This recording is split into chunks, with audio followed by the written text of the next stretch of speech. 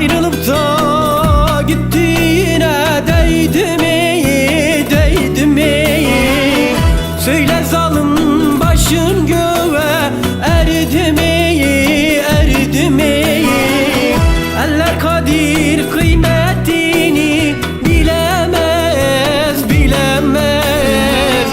Seni benim gibi kimse sevdi mi yar, sevdi mi? Eller kadir kıymetini bilemez, bilemez. Seni benim gibi kimse sevdi mi yar, sevdi mi? Değdi mi, değdi mi yar, değdi mi? Değdi mi, değdi mi yar, değdi mi? Ne hallere koydun beni, başın göğe erdi mi yar, erdi mi?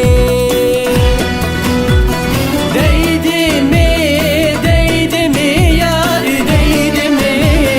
Değdi mi, değdi mi yar, değdi mi?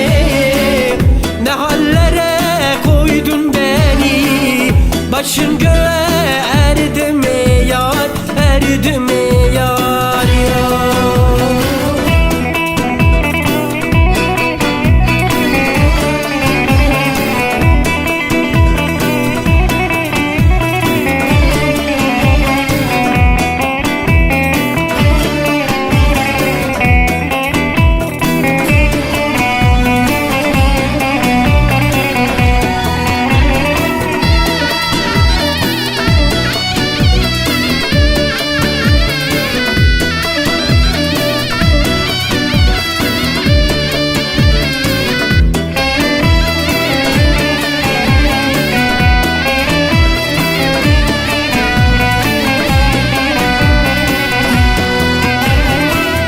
Yıllar geçse aşk ateşin söner mi, söner mi?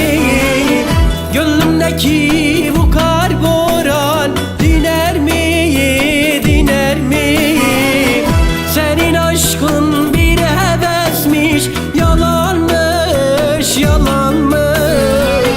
Aşkımızı yıktığına değdi mi yar, değdi mi?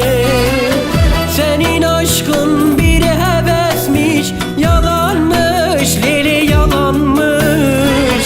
Aşkımızı